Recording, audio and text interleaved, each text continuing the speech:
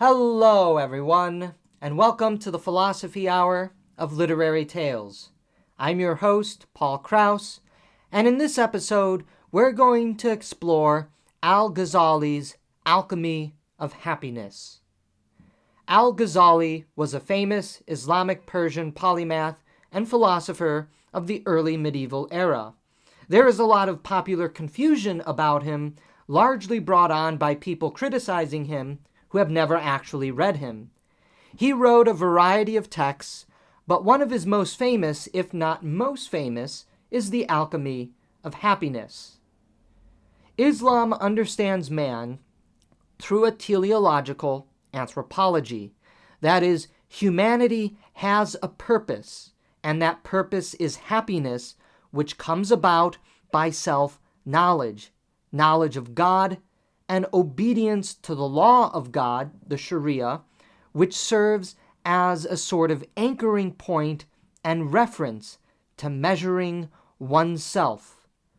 Al-Ghazali moves in this philosophical and theological understanding that he inherits from the Islamic tradition. It is from self-knowledge, knowledge of God, and the Sharia which will lead us to happiness, which is the purpose of life. Beginning the process of self-knowledge is the recognition that one is not a purely spiritual being, as say the Manichaeans or the Gnostics would say. Humans have a body, a corporeal, material substance to them. Yes, we are spiritual in the sense that we have a soul and that we are called to spiritual things in life and spiritual contemplation, but we are not purely spiritual because we recognize, quite obviously, that we have a body, we have a head, we have a soul, we have bodily and material sensations. The question we now must ask is why? Why, if we are called to intellectual and spiritual contemplation, do we have a body? Why should God give us material substance? According to Al-Ghazali and following Avicenna, this is because by having a material body, by having sensations, sense awareness, and feelings, it is through the body, through sense awareness, through experiences, that we begin to produce the intellectual life. The intellectual life, the spiritual life, is an outgrowth of life in the body.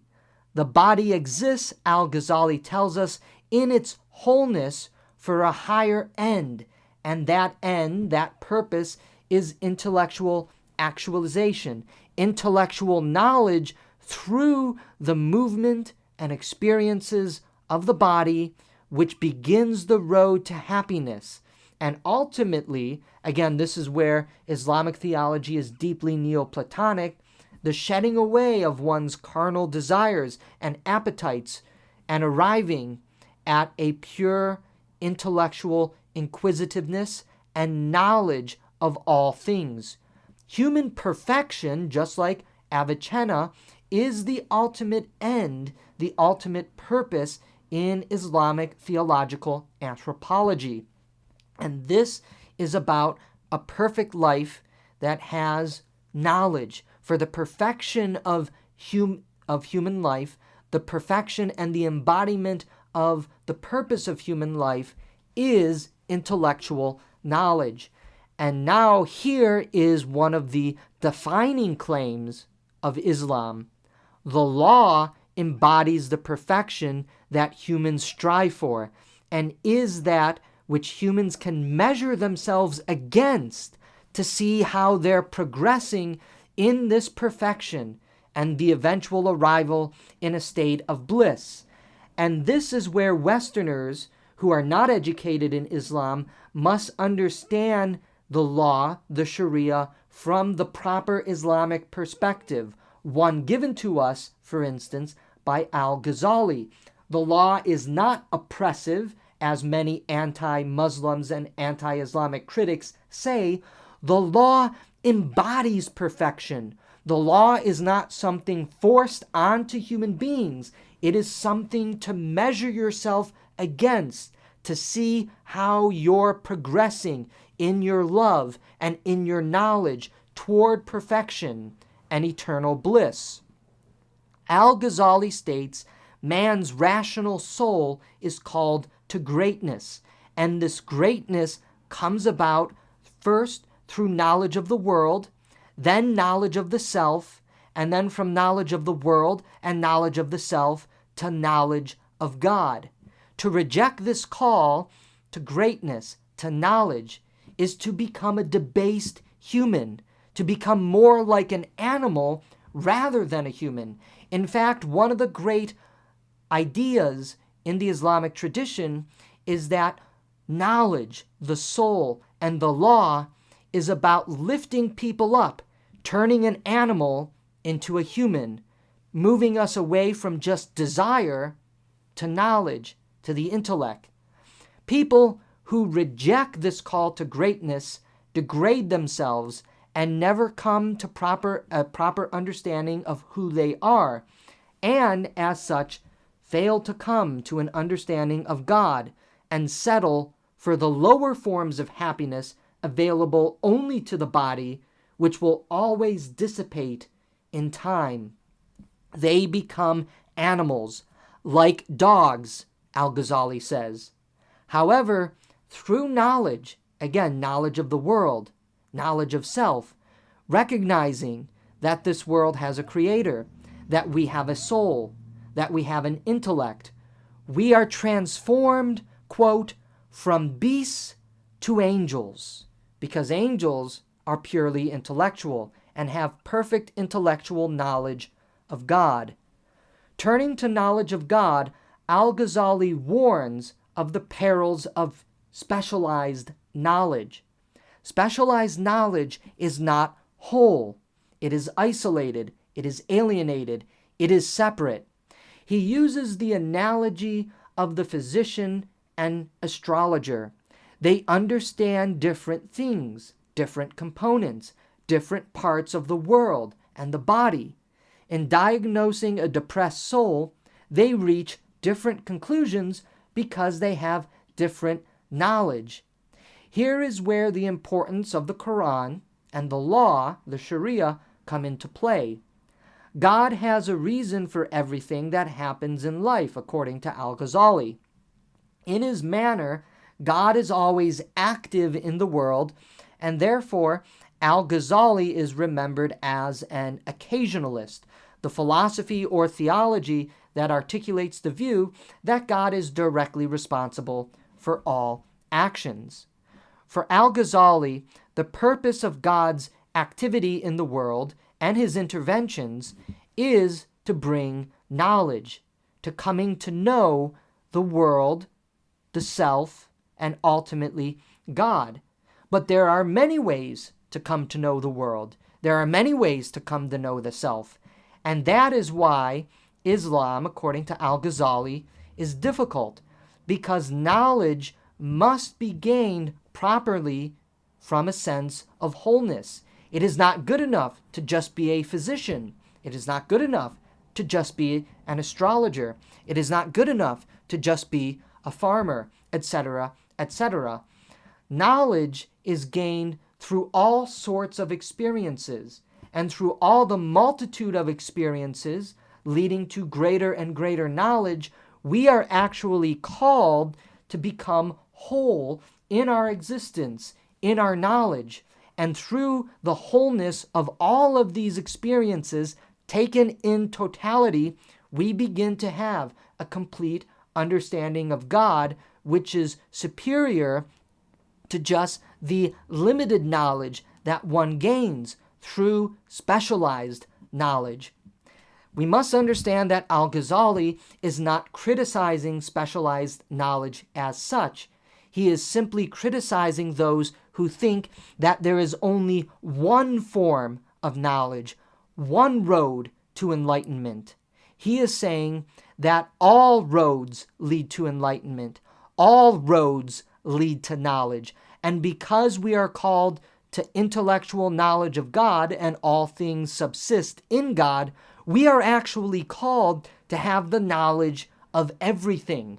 And that is a very daunting prospect indeed. Ignorance of God also becomes a major theme that Al-Ghazali discusses. Ignorance leads to transgressions of the law, which not only bring misery to one's soul, but have negative ramifications to others as well. Because again, we do not live in a world of isolation, alienation, or loneliness. We live in an interconnected world. Our actions not only harm or bring goodness to ourselves, they bring harm or goodness to others. And therefore, if ignorance leads to misery in your soul, it is going to have negative ramifications to others as well. Those who harm themselves in pride or error can lead to a sense of abject disappointment, a feeling of sorry, of pity, of sorrow among friends and family. Your actions do not only impact yourself. Thus, overcoming ignorance is a major goal of that call to greatness, because by overcoming ignorance in your own life, by living a good, wholesome, loving life yourself, you will also not only produce happiness for yourself, you will find your friends and your family happy. You will find that another human being has entered your life as a friend or as a partner or as a spouse, and that you have children, etc., etc. You can see then how overcoming ignorance is not just a call for you. It is a call for you because it also impacts others. And by overcoming ignorance for yourself, you can lead others out of ignorance also. Lack of knowledge is a major problem. And lack of knowledge is actually something that specialized knowledge produces, because you only know one particular thing or two particular things, rather than having a knowledge of everything. And that is what Al-Ghazali is calling us to in overcoming ignorance. Turning again to the law, Al-Ghazali notes that the law does not advocate the eradication of the passions or sensations. It commands boundaries and limits to be set on them. The law, in this case, acts as the ordering force of one's deepest desires, which are properly given to humanity by God for the purpose of experiencing, which should ideally lead to the active intellect coming to a greater knowledge of why we have these senses and experiences in the first place, which should lead us to intellectual contemplation and ultimately to knowledge of God. To be controlled by desire or passion is to be a slave to ignorance, to sin. To control one's desires and passions is the result of coming to understanding desire and passion. And understanding desire and passion is the pathway to the higher life. Al-Ghazali then turns from introspection to outward things, knowledge of the world. Knowledge of self and knowledge of the world, when brought together, lead to that totalizing, greater wholeness in knowledge and existence. Thus, from Al-Ghazali, in The Alchemy of Happiness, we begin to understand his framework. Humans exist for the purpose of happiness. Happiness is derived from self-knowledge, knowledge of the world, and knowledge of God, which allows the person to act in accordance with the law, which rises humanity from being like an animal to becoming like an angel, an intellectual and rational being. Ignorance leads to unhappiness. Ignorance will try to veil itself, that which is reasonable and understanding. Ignorance tries to tell you that this is the only way to understand the world. Reason, per se, while highly valued, cannot produce happiness on its own. Reason and experience are united together. Experience ultimately leads to reason, but reason needs to have those experiences from which it begins to conceptualize and to understand. Moving onward, Al-Ghazali turns to how knowledge of the world is the important next step to having an understanding of interconnected wholeness. Because if we have a knowledge of ourselves and we recognize that we do not exist in isolation, we immediately recognize that we also live in this magnificent, beautiful world. So we have a relationship with others, we have a relationship with the world. Everything is interconnected. And that leads you to the understanding that God is interconnected with the world and yourself. Continuing with this understanding of intellectual and interconnected knowledge, Al-Ghazali builds from self-knowledge of man as a corporeal body, leading him to an understanding of what the world ultimately exists for. The satiation of bodily desires and needs, the purpose of all the trees, the purpose of water, the purpose of animal life, etc., is for man's goodness, his pleasure, his happiness. However, in man's bid for food, clothing, a place to call home, etc., Al-Ghazali states less rational people are prone to conflict and disorder. Again, rather than seeing all of this in an interconnected whole, those who are less rational, those who are ignorant, those who are sinful, who are quote-unquote evil, decide to take the world just for themselves. And because we have this conflict, God revealed the law as a means to prevent complete and total bloodshed between man. The law illuminates man's needs for food, clothing, and a place to call home.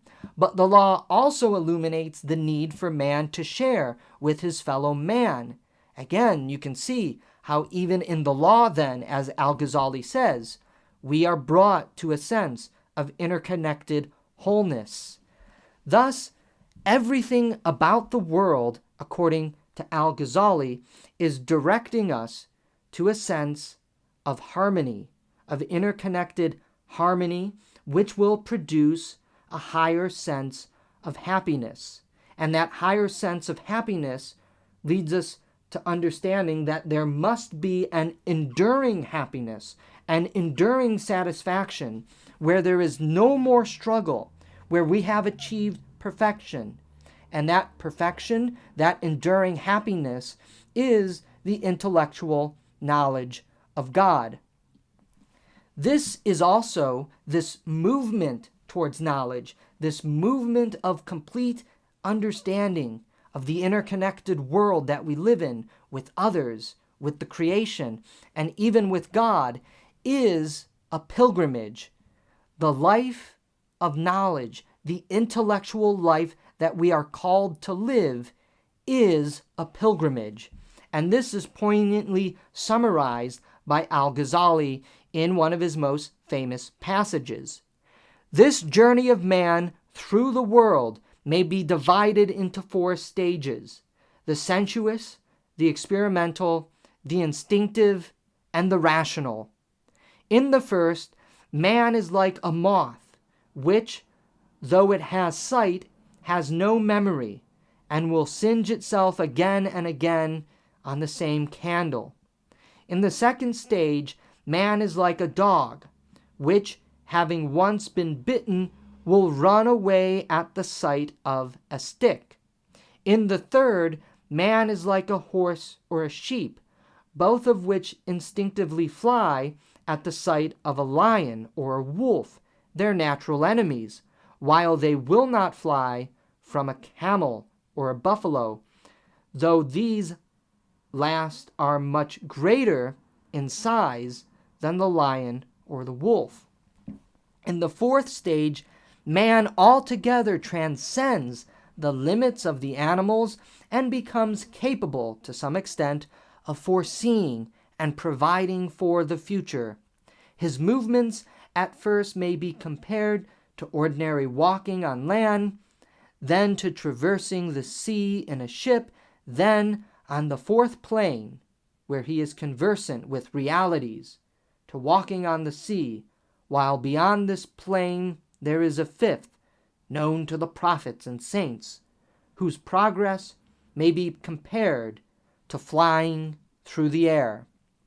Again, contrary to Islam's critics and Al-Ghazali's critics, the Islamic tradition promotes the pursuit and attainment of knowledge and moving into the rational stage of life, which is the highest calling for humanity. This is a struggle, to be sure, and in this struggle we find the Sharia, the law, to exist and aid us in this pilgrimage to holiness, to knowledge. That is what it exists for us to measure ourselves in love and knowledge and to see where we are falling short. As Al-Ghazali notes, the law, therefore, is fully rational. It is the embodiment of intellect.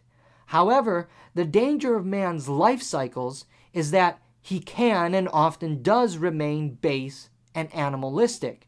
Humans reject the intellectual life because the intellectual life, as we've been discussing, is very hard. It is difficult. The call to greatness, the call to have wholeness in knowledge, the call to have a knowledge of all things is actually deeply frightening. And that is why man turns to evil, to sin, to himself, because that life is actually easier. To simply live a life until death of pleasing oneself and only yourself.